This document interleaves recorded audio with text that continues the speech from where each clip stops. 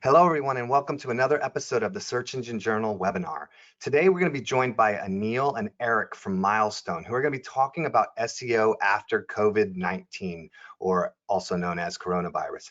I really think you're going to enjoy this presentation. I got a chance, as always, to kind of go through it ahead of time. A lot of really great examples, really practical information and knowledge that's really helpful when it comes to thinking about what to do during and even after this whole pandemic thing. So my name's Brent Satoris, in case you're wondering who's rambling right now, and I'll be moderating today. Anil and Eric, can you both just take a moment to tell us a little bit about yourself before we get into some housekeeping points?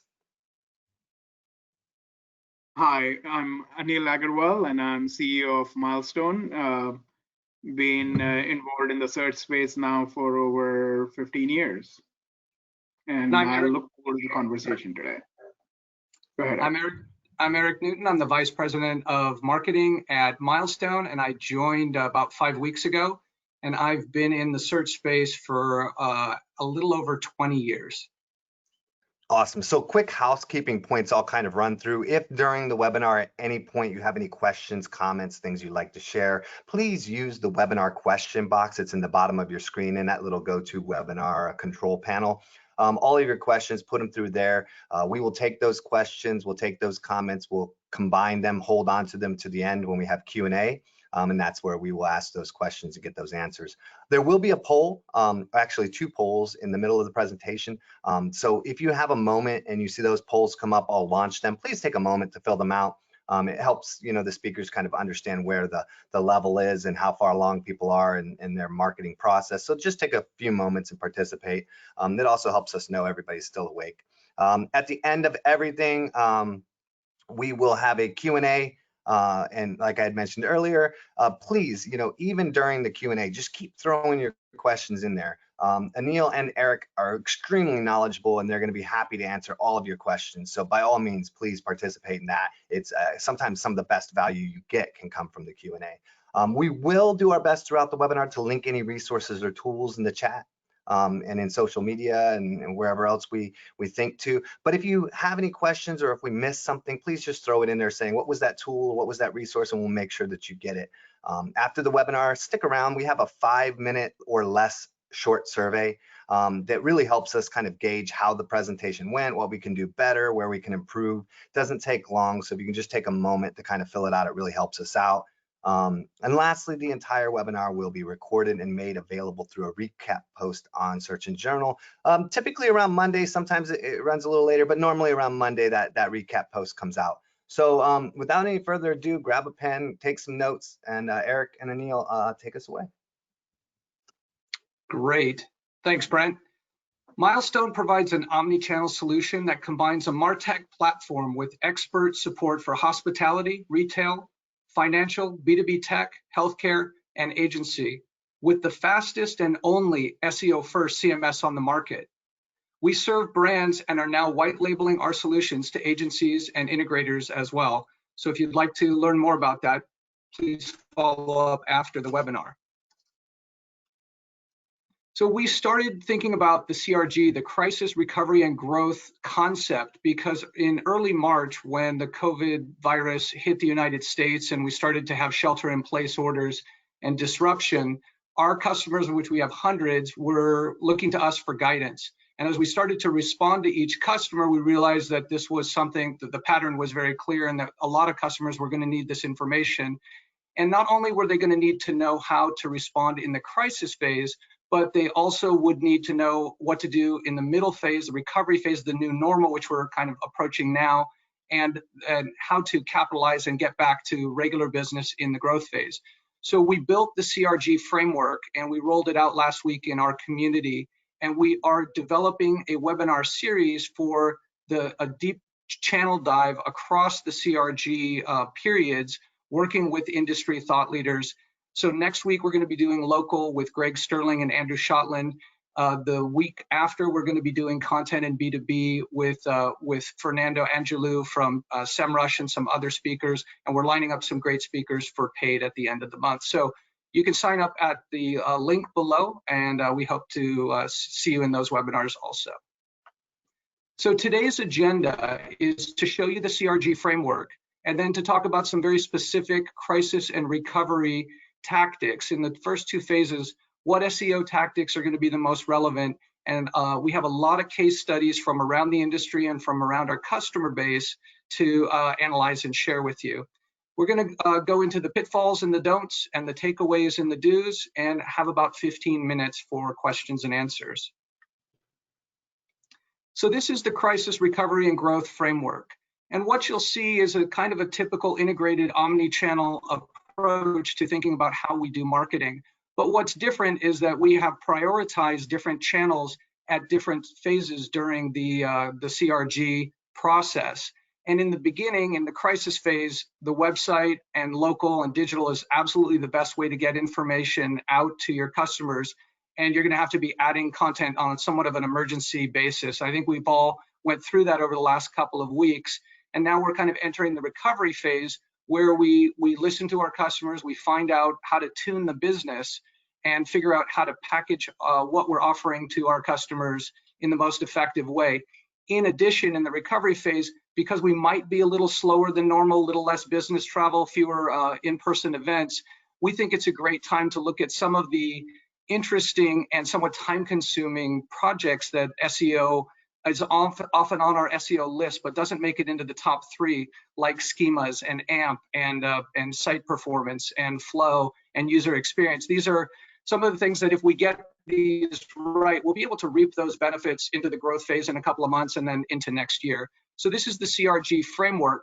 And what we're going to focus on out of those 14 topics are 5 in particular: offers, local, FAQs, voice, schemas, and AMP. And as a kind of a bonus treat for all of the hundreds of attendees here in the webinar today, we have some schema research that has never been published anywhere else before that we're going to share with you.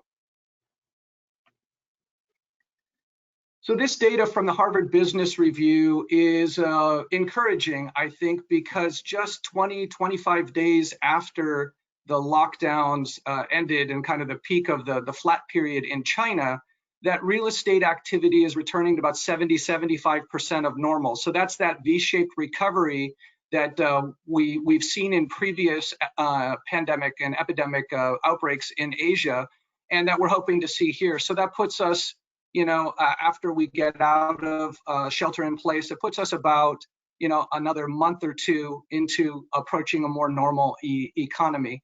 Now, on the right are some uneven recoveries in market cap and stock performance for different sectors.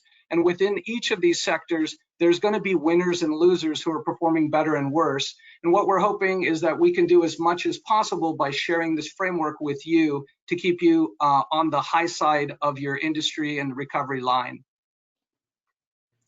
So the first thing that we think you should think about after crisis, after the immediate crisis and the scrambling that I think a lot of us, that all companies had to go through in the early weeks, is to develop even better offers and packages for your customers. And the way you do that is to listen and understand and match what you do to what your customers are saying they need. And that's always good blocking and tackling of marketing, but it's particularly important now that things are so disrupted and changing so quickly. So where can we get this information? Typical sources are search data, query trends, Google Trends. Additional one that we often overlook is site search. So within your own site search, if you have Google Analytics, you can look up the queries that are being used on your own website and find out what people are asking you. Your CS people are on the phone and on chats with customers, and there's a lot of information there. If you can organize that and pattern match there, you'll be able to see what people are asking for and see if you need to make an adjustment in what you're offering your customers. Forums and social are even more immediate. You can see what's happening on Twitter in real time. And something that's really interesting, given the way the pandemic has been spreading across the world, is look at other countries. Throughout last 100 years or so, other countries look to the United States for examples of what to do in business. But given that China and Korea and Singapore and Hong Kong went through this before us and went through a similar pattern, we can look at companies in our industry in another country and get some ideas of what they did and borrow some of those ideas and bring them to market quickly. So what would you be changing? Well, some of the categories here, I put 5 categories together to kind of organize these thoughts. The service. So obviously the hours have been changing. People have been going digital as much as possible with video teleconference, telemedicine, exercising by video, and obviously changing the delivery mechanism so that we have physical delivery and pickup, and looking at products. So the menus have been changing, what people are putting together as the offers and the SKUs has been changing. You can incentivize certain behavior, free trial, status, subscription, and you should think about being more flexible on payment methods. People are struggling a little bit, and on a B2B basis and on mortgages, there's going to be some forbearance that keeps people in business and makes them your customer, builds customer loyalty for them to continue being your customer in growth phase and beyond. And with all of these new packages that you put together, as we always do with marketing, you need to test the headlines, the images, the FAQs, and the CTAs. So let's take a specific look at a really good campaign that was put out by Papa John's. So Papa John's has kind of had a home-based business, a delivery business was a huge portion of their revenue. And they realized that customers, though they were used to getting pizza delivered, had some concerns about virus transmission on the food, on the box, and from the deliverer. And they very quickly developed a no-touch production and delivery method to allay the fears. And they put up a web page that describes all this. So in the immediate crisis phase on the right, they updated their local so that dine-in is eliminated, and they identified all of their delivery partners to make it easy for you to order that way. And they deployed this new page, and the new page shows up exactly where you'd want it to, position 1, position 0. But I don't see any people also ask. I don't see the questions that show up in the top of the SERPs showing up for them. And that's a bit of a missed opportunity. So when I looked into the source code here, and I see some goods and I see a couple opportunities. The title is bang on. It is telling you the value proposition and the brand, and then it's hitting the value proposition again. It's being truncated in the layout within the SERP, so it's a little bit long, but I see what they're doing there. Now they filled out the keyword metadata, which is interesting because it's not a very important one, but it's updated to this contactless topic. Now the description is not updated. It looks like the traditional description they would use for kind of a standard page on their website, but lucky for them that Google ignored their meta description and picked up information off the page. This is something Google has been expanding over the last couple of years as it learns how to match the intent with the content. Now I don't see any schema code on their website, which I think is an opportunity for them to develop. And I don't see any FAQs, but and so that's also an opportunity, is just to add a traditional FAQ section, as people, it's a great, digital is the best way to answer people's questions without using your staff time.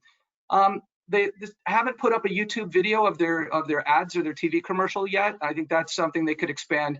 But I love the graphic. I absolutely love what they did with this original graphic. It's very clear. It's very well labeled. It's got the right feel to it. So overall, I'd say this is like a 4.25 out of 5 stars on execution. They did it really fast in the crisis phase. So hats off to Papa John's. I hope that they develop a lot of new customers, new customer loyalty, and that it serves them, throughout the recovery and growth phase. Next, let's look at another company who's been very strong and a kind of a sustaining company in retail, with a very strong technical team that I've been in contact with over the years. And they had to have realized that shelter at home is a fantastic sales opportunity for TVs and home theater, because that's what a lot of people are going to be doing: gaming, computers, TV, home theater. But people weren't coming to the stores because they were either nervous about the stores or they were actually in shelter in place. So what they did is they did something similar to Papa John's, but they repurposed their existing curbside pickup, which had existed for a while and had a lot of infrastructure in their on their website for you to be able to buy online and pick up in store. And what you see here when you query contactless curbside pickup Best Buy is that they come up in the right position, but the title tag doesn't have the new concept in it, but the description does. So they've got this contactless curbside pickup is very current for the crisis phase. And then if you go down to the people also ask, it is very much on target with curbside pickup. So it's really, really consistent. And you go down one more and it's into the frequently asked questions. The infrastructure here is fantastic. Now, when I look at the code, when I look at the source code for Best Buy, I do see schema, and I see schema for breadcrumbs, which is the thing that helps you remember where you are and navigate backwards and forwards in the site, which is something that every website can use, and it's a good signal to the Google crawler that the information's better organized. And I see FAQs, and I see the schema.org breadcrumbs on the FAQ page. Now, what I don't see are some of the detailed, like the FAQ schema marker and the how-to and the video and so forth are not here. So this is a simple schema, and it's great that they've got the foundation, but it's not what we would call robust schema yet. Now, looking out on social, I see that they've got the campaign is being marketed on Twitter, which is fantastic. There is a YouTube video that is targeted exactly to this contactless concept. And hats off to them, they've got user-generated content where people are taking advantage of and doing a self video going to pick up curbside. So a lot of things going right here. I'd say it's like 4.75 out of 5 stars here, with a couple of opportunities to expand the schema and make an even better statement on placing their facts into the Google Knowledge Graph. So as I mentioned, I've been in search since 1999, and over the years since 2008, we've had the named algo updates that, for the most part, were affecting cheaters and people who are trying to sort of scam and take angles on the system up through Hummingbird and maybe Pigeon. And then after that, Google was just making the environment better, starting in about 2015 with mobile first and local results, and continuing to adjust how we did content. And then BERT was a significant change in how it was organizing information. It's what they call entity-based. And an entity, in simple terms, is just a fact. And Google was getting better at locating and connecting very specific snippets of facts on your website to the query. So this progression over time is keywords to conversation. When computers and software didn't have as much power and capability, it was metadata. It was a simple five-part metadata algorithm that figured out where the likely sites were, but it was easy to game. Conversations is not easy to game, so the recommendations have become more simple in a way to create great relevant content that is conversational, and that gets you ready for that gets you ready to provide your content to your users and gets you ready for voice search interaction. So next, we're going to talk about schemas. And schemas are a way to add a lot more information to your website without exposing it on your website to your customers. It's really data that is for the crawlers to pick up and use that information to add you to their knowledge graph. And so if you've ever worked in HTML metadata, it's like that, but a lot more comprehensive. I'm going to show you in what way. But before I do that, since 2011, since this concept of microdata and schema has been around, in my community, we've been asking each other, does this really do anything? Does it correlate? I get that Google's advocating for it, but does it correlate to rank impressions and traffic? And part of my relationship with Milestone and Anil is that they had the data to prove this, because they've done more than 9,400 schema deployments, which is more than any other that I've heard of. And their average improvement from doing a robust schema deployment is 20, 30, 40% gain in traffic from the schema, from what it does in exposing the visibility of the content and bringing people to the website. So the average deployment on a website for Milestone uses 40 different schema types with an average of 130 attributes and properties. So there are 818 total schema types as of this week, and there was a new one announced for COVID-19 that's good for healthcare and government to highlight to Google that there are COVID-related announcements to share. And one of the things that's interesting is as these schemas have expanded, you can see that for general websites that there's even more and even better information available, or schemas available to use, FAQs, question and answer, search results, how-to, images, videos, and breadcrumbs. And these are all things that all of us can use to help Google understand and contextualize our website. And we think and we see that this is the highest impact of any on-page or off-page technique that we're doing for our hundreds of customers and thousands of websites, with an average increase, as I said, of 24%.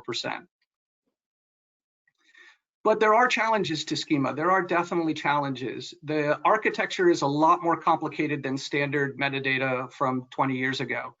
The code is a lot more complex. There's more lines of code for each section, and our average schema adaptation on a web page is 750 lines of code. In addition, schema.org and Google make changes to the architecture, make changes to the schema guidelines and directions. They deprecate things, they take things away, they add things back, and that can cause errors. So on the deployment side, there's often a significant cooperation needed from your IT department, and then on an ongoing basis, keeping it up to date and keeping it healthy, which is often the bigger challenge, is also one of the three challenges. Mm-hmm. So the schema markup that we do is nested. This is what we mean by the architecture being complicated, that you have to understand what schema types apply to your website, and then you have to drill down into the attributes to add in product information and then attributes to the product information. And this is how you can identify all the facts and help Google take thousands of facts from a set of pages on your website and put them in the right context in the knowledge graph and be visible and attractive and relevant and most helpful to the people who are looking for things.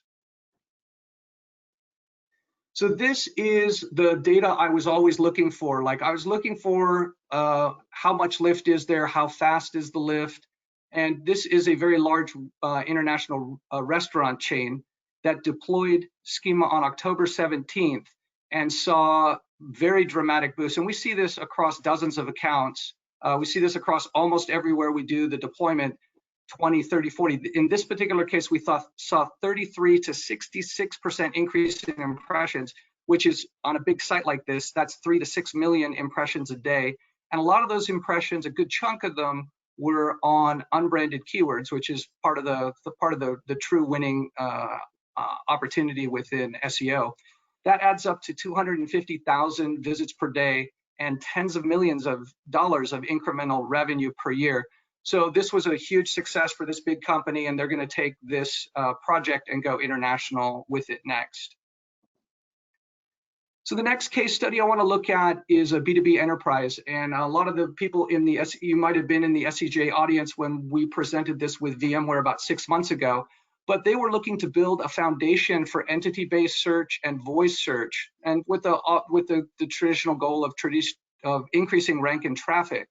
And what they came to us to do was a robust schema, but they had that limitation, one of those challenges that I mentioned before, of not having a lot of internal IT resources to either deploy it or keep an eye on it. But the results were fantastic. They saw, again, a 24% increase in impressions, 30% increase in visitors, huge, what we call saturate the SERPs. Their quick answers, the rich snippets at the top went up 170%. People also ask up 115, and equivalent marketing value on just a small portion of the site. It was kind of like an early pilot with just a chunk of the pages, with a marketing value of over $300,000. So another big success, and they're looking to expand this one too. Now, this is what I was mentioning. This is the other limitation, the other challenge here are the errors.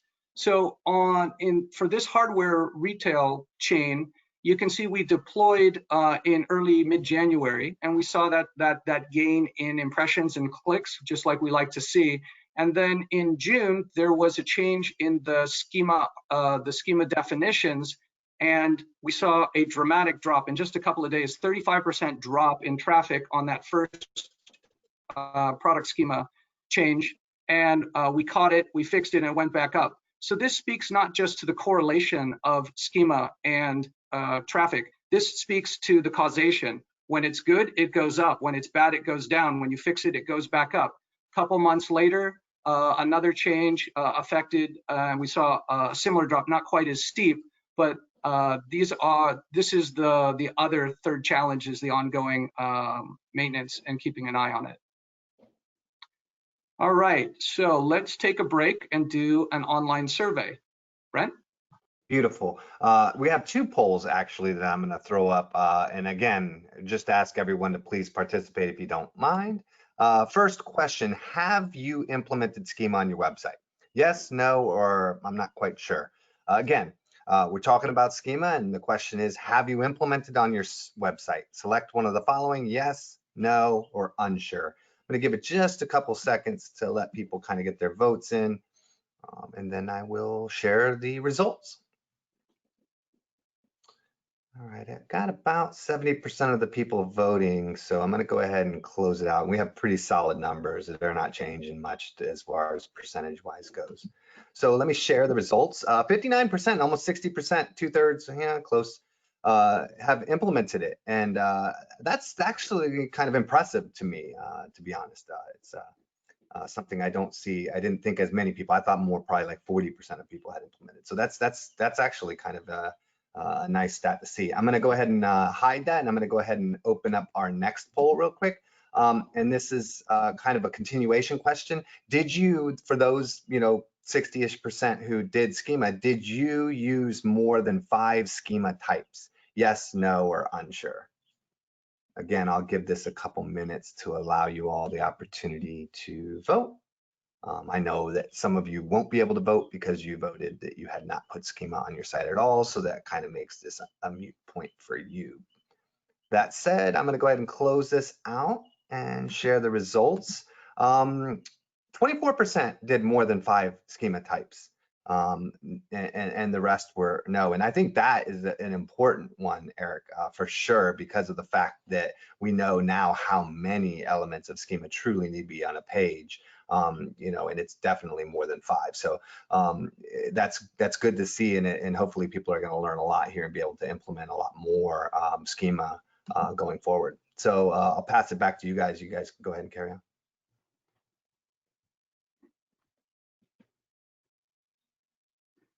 All right, Anil, take us away. Good morning, this is Anil, and we're going to switch gears here a little bit and talk about local, right? And what you can do on your GMB profiles. So any business, right? Whether you are a location-based business and you actually have local profiles, or whether you're a corporate, enterprise or corporate entity and you have GMB profiles, there's a huge opportunity to make sure that you're actually updating your GMB profiles and taking control of that. And in the current environments, it's even more important. It's as important as your website, because a lot of people are actually just getting the information from the knowledge graph, from the GMB profile that shows up. And I'll give you 3 examples here. One of brands in different, or 3 examples of different verticals, people and brands in different verticals, and how they're making best use of local listings. So you can see the first example that I'm showing here is a restaurant, but absolutely fantastic use of using their profile to communicate with their guests. They added curbside takeout to their name, which is very critical right now because that's what people are looking for. And then you can see that they checked off dine-in and delivery, and they marked they're available for takeout. So that's a classic example of making sure that you're proactively actually going into your GMB profiles, into your local profiles, whether it's on Bing or Google or other places, and you're updating the information relative to that. The second example that I'll show you is, let me see, is of Apple. And in this case, what you can what you find is Apple is marking their stores temporarily closed, which is great because they don't want consumers going into their stores and getting frustrated. So they're taking control of the information in their knowledge panel. and communicating to the guests, and it just points to customer service. The third example is completely different. It's a Ford Motor Company, and what you see here is it's not about the locations or the stores, but they're actually giving their customers and their guests numbers to call so that they can actually talk to people and they can solve people's problems, whether it's on the customer service chat or it's on the phone numbers. So these are three classic examples of where the brands have taken control of the information that they want their customers to see. If you don't do that, what's going to happen is Google is going to crowdsource all of this information, and you don't want that, right? You want to manage your own information, and this particular piece is almost as important as what you do on your website. And for me to rest of this presentation, what I'm going to do is I'm going to show you talk through some examples. That's the best way for me to illustrate what's the importance of some of these different things that I'm talking about. So let me give you an example of a couple of brands and how they're handling this. So this is an example of a national bank with thousands of branches. And as the shelter-in-place orders were being rolled out by different cities over the last 2-3 weeks, what they were finding was that the branch hours, the availability, whether the branch was open or not, was sort of changing by the hour, by the minute actually sometimes, right? Because there was a lot of uncertainty into whether the people were available in the branches to cover the under the new realm, whether the branch was open, the hours were changing. So they needed to communicate with their customers and members very frequently. So we did two things. So one is obviously we started changing the hours and the information on the local profiles for the branches, sometimes twice a day, but definitely once a day. And that allowed them to send up-to-date information to their customers about their availability and about when they were open. The second thing that they wanted to do was actually talk to their customers in the moment of this crisis. Everybody's panicky, everybody's worried. And we started posting on Google Posts and thousands of posts to communicate with their guests. And the primary purpose why this brand actually did this was to communicate with their guests and make sure that the most precise, up-to-date information was available. They were not expecting any search gain, or they were not expecting any positive, other than better customer service. They were not expecting anything from search point of view. But if you look at the bottom part of this page, the impact of this was fantastic. Their views on Google My Business profiles went up actually 10x. The actions, the number of phone calls and different things, that went up 31%. The calls went up 63%. So this is a classic example of where if you do right, what you're going to see is automatically the customers or the market is going to reward you for doing things right. And in this case, the right thing was to communicate with the guest, make sure there's empathy in the messaging, and make sure that they're communicating the guest hours. And in return of that, the customers rewarded them with better search visibility. The second example that I'm going to talk about is a little bit before the crisis hit. Let me see. And this is an example of a retail chain. And you can see that once we started, so over several hundred stores, and when we started putting the information out through our platform starting September, the number of phone calls to the stores, which was a very big indicator of the amount of business that they had in the stores or online, just went up dramatically, right? It went up from, it jumped up about 30 percent points. That's very, very difficult to achieve. That's thousands and thousands of additional customers that they gained. Now, one of the questions that I get asked is, why would you see the change? Because, you're pushing the data into the same, no matter which platform you use, you're pushing the data into the channel, which is exactly right? The platform is just the conduit or the pipe to get the data into Google or Apple or Bing. But what really matters is the quality of data, quality of information. How many attributes are you filling out? What data are you presenting about your brand? into those channels. And the deeper that you go into the data, the quality of information, the quality of attributes that you're filling out, what you're going to find is that the search engines will reward you, because that leads to a better user experience. So this is not about gaming the system. This is about being good to your customers, making sure that you're actually presenting the best of information to the customers for a better user experience. And if you do that, you're going to see the gains automatically come through. So two great examples. Our team just earlier in the week posted a fantastic blog post. If you're intrigued by some of what I just showed you and what are the kinds of things that we're doing during this time frame, check out our blog.milestoneinternet.com, and download that article. It's a fantastic article. Will give you it's a great resource for you to know what to do during these times. Okay. Well, let's switch to the next topic, mobile. I'm sure mobile is top of mind for majority of you on the phone. I know it's top of mind for us because we're seeing majority of the traffic and discovery happening on the mobile phone.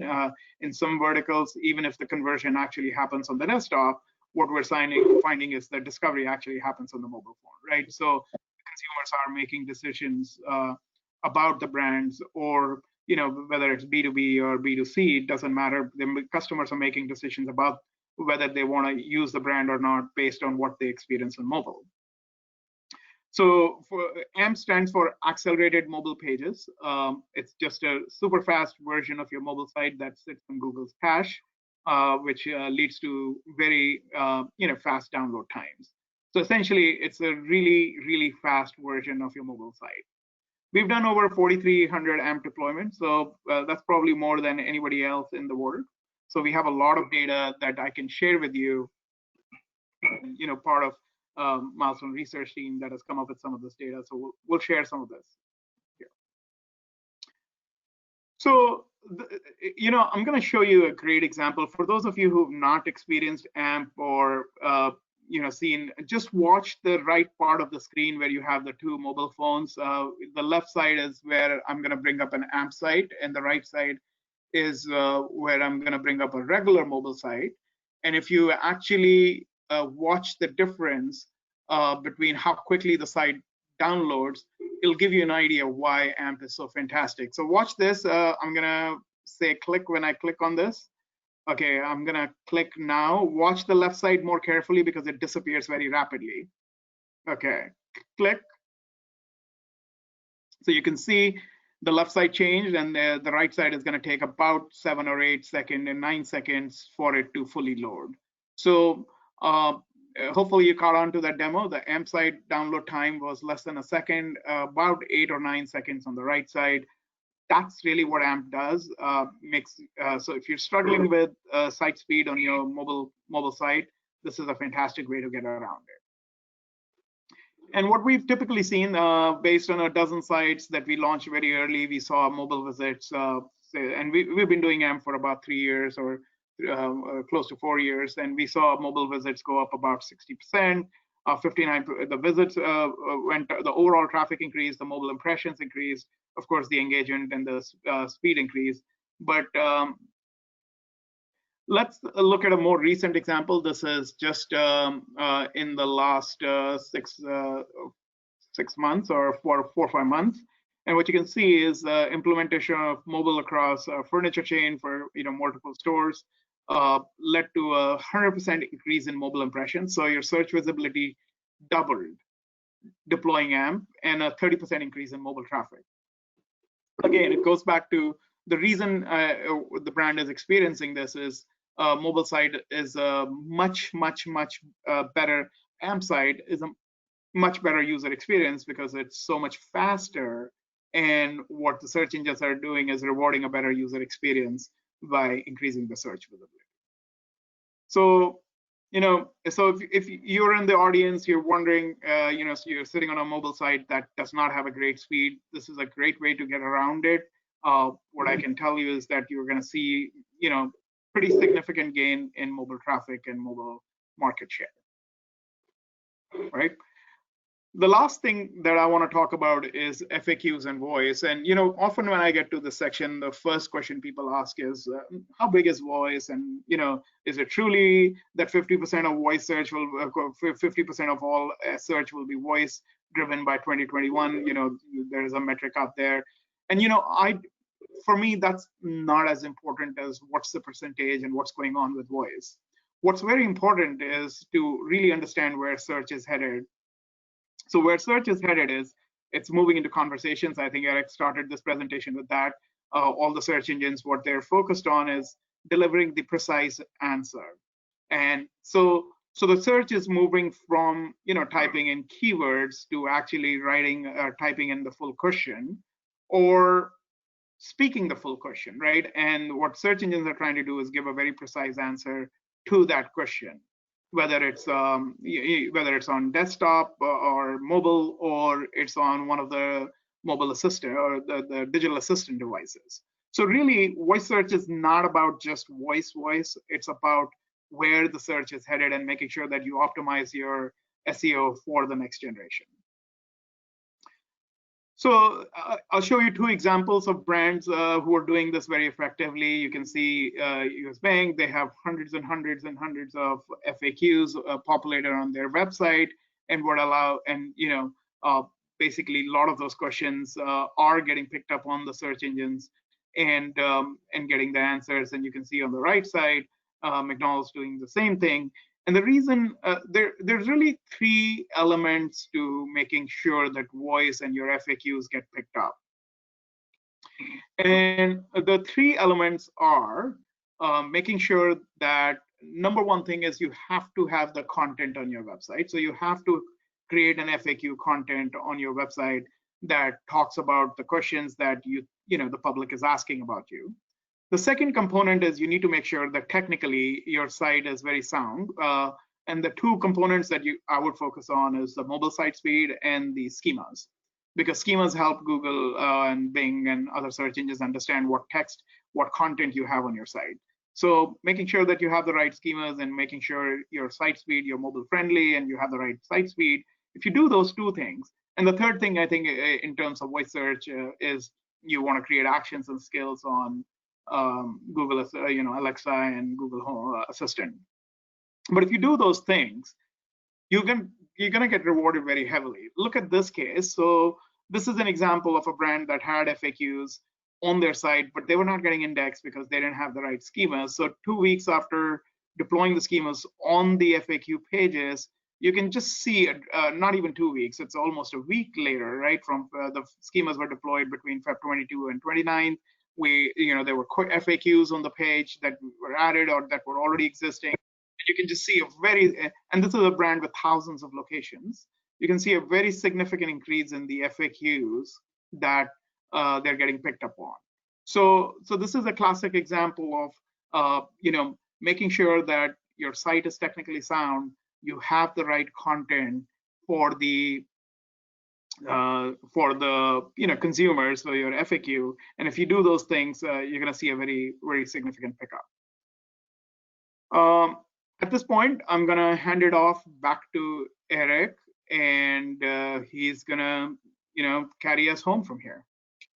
Thanks, Anil. So as I promised, I'm going to mention a couple of pitfalls to avoid, and that is missing signals from your customers. That's just being tone deaf.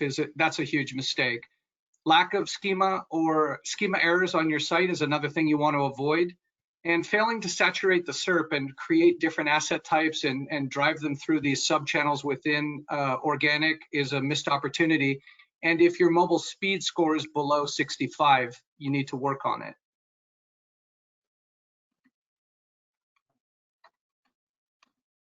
Now, takeaways and things to do in the crisis and recovery phase: create and test new offers. Update local, keep it up to date, start using Google Posts. Launch or update FAQs, deploy, fix, and update schemas, and use AMP on key pages. So these are five takeaways, and hopefully those are opportunities for your business as well. So this is the first time we just finished this research. So we thought it would be interesting to take the total list of registrants, and this is the most registered for SEJ webinar of the year so far, and we had more than 2,000 registrants. We took a random sample of those registrants, and we looked at their schema, and 45% of the sites in that sample had no schema. And only 4% of those that had schema had more than 8 schema types out of the 818 available. 11% of those sites are showing schema errors. And we looked at the index pages, and we see that there's 2.4 times as many pages indexed for sites that have schema versus those that don't. And kind of surprisingly, the average mobile speed score of this sample base, was 27.6. So this is going to be hindering your organic results. So this is definitely something you should look at and consider AMP and other ways to accelerate. Maybe changing your CMS. I know I was on a CMS, a freeware CMS, and it was incredibly slow. And I just went to a different one and picked up about 40 points on Google Speed Test. So in order to help you with this process, we are offering free site assessments to the attendees on this call. And the first 30 attendees that register at go.milestoneinternet.com/audit, we will prepare a dashboard and some specific recommendations on how to deploy or improve schema, mobile speed, and local and GMB. And we think that we've been doing this for about the last 6 months, and people have found it really helpful. So if we can do this for you, please sign up, and we'll turn it around in about a week. All right, Brent, that brings us to question and answers. What kind of questions did we get? Beautiful. We got quite a few questions. Just a quick comment, as I think you mentioned, these are really 3 of the main areas, like speed, schema, whether or not you've got your local stuff set. I mean, that's essentially what we're looking at for digital marketing today. And this is some of the most relevant information out there right now, as far as like what you can do. So I definitely suggest people take advantage of that. I had said this before too, even if they just get the information, it's great information, and it's from some people that are really leading in the space. So highly recommend you take advantage of that if you're down for it. Quite a few questions. I'm going to go through them in the way we got them, just to give people the opportunity to have their questions answered. And I'm going to have these questions sent. We have over like 30 questions, so there's no way we're going to get through them all. So I'll send these over to you guys. I'll have Christy send them over after the presentation. We'll get answers. We'll put them in the recap post, so that we can definitely get those questions answered. So definitely anybody who didn't get their question answered, check the recap post, and we'll have that. First off, kind of a meta keywords question. There's a lot of indication out there that meta keywords is a signal of spam for Google. Papa John's has them. Is this something that they're providing? I guess a couple parts to this question, because it evolves. Is that accurate? In your opinion, are meta keywords a spam signal? And is it something that Papa John's might be doing for other search engines? What are the thoughts on keeping meta keywords around? So I'll take this one, Anil. So Google has said that this is a null signal. They don't care about it. They don't care about most of the traditional metadata because they are reading the page. I thought it was interesting that they did the keywords tag, but they didn't do the meta description. I think there is an argument, if you're an international site, if you have international business, that you could put in keywords for Baidu, for example. Last I checked, that they were still it had some weight there. So it's a very weak signal. I wouldn't pay attention to it. I'm sorry. I pointed it out to you. Second question, with Contactless, we gave those 2 examples of Papa John's and Best Buy doing the Contactless. Is this something that customers have deemed as a keyword, or is this something that those brands are trying to create a keyword out of? Is this something that everybody listening should be taking into account, or is this just those 2 companies creating their own word? Yeah, that's a good question. I think they were meeting market demand. They realized that that transmission of the virus was going to be an issue, and they came up and they were really early to market with a contactless and the no touch. So I think they were out first with it, and I think they used the multiple omni-channel approach to create demand for the service that they had defined. But I'm also hearing lots and lots more curbside, where you pop your trunk and they're going to slide in whatever it is, your groceries or whatever. And I think people are looking for that now, particularly in cities that are near their peak in coronavirus. People are really looking not to get exposed. So I think it's a chicken and an egg, and I think they made it's the chicken first. The chicken decided that they would offer this and create demand for it. Yeah, and I think it's also important to look at a lot of other phrases like inbound marketing and, a lot of these things where it's coined and then it becomes a core fundamental concept. And I think it's important, you noted this earlier, we are looking at, positive signs of a quick turnaround, but I think most people have, especially kind of in the leadership space, have really looked at this being not going back to normal, but creating a new normal, as the New York governor said this morning. We're looking at improving and recreating the normal, and so a lot of these type of contactless type services may very well continue to be the normal going forward. So I would definitely be paying attention to those kind of shifts and looking at what is the new norm and how can you participate in that and help establish that as a brand. Right, that's the crisis recovery growth model. Like, do some things in crisis and recovery that make you a better company, that make you more empathetic to your customers and keep you on top, and they'll reward you for that if you do the right things for them. Yeah, absolutely. Next question. There's FAQ schema and there's Q&A schema, and the question is, should I choose one or the other, or can I have both on my site? Anil, do you want me to take it? Yeah, go ahead, Eric. Okay, so those are two totally different schemas. Those are two I looked at very closely. So question and answer is for a forum where there are people, where it's more like user-generated content. FAQs are for questions that are answered by the site itself. So on the same page, you probably wouldn't have both schemas on the same page, but you could have them on the same domain. Great answer. Great description there. I didn't even know that, so that's good to know. It's about whether you're answering those questions or somebody else is answering those questions. Yep. Do you have any experience with Adobe Experience Manager and how schema works with it? Anil? Yeah. So a lot of the examples that Eric actually showed, they were based on Adobe Experience Manager. So, the best way, the simplest way to deploy schema on Adobe Experience Manager is through the tag manager, how we're doing through basically remotely from our platform. But it deploys pretty seamlessly, and the case studies that Eric showed, I don't know if he shared 3, 2 of those were Adobe Experience Manager, and the other one was Salesforce CMS platform. So very cool. So it works pretty smooth. Use Tag Manager, and it's pretty smooth implementation. Yes. On the restaurant chain schema implementation example that you had, how were you able to measure the indexing boost? Do you have some tools that you were using or some metrics that you were specifically looking at to kind of evaluate that? Yeah. Eric, you want to take that, or should you go? Yeah. So the metrics that we're looking at is basically your basic metrics of how many.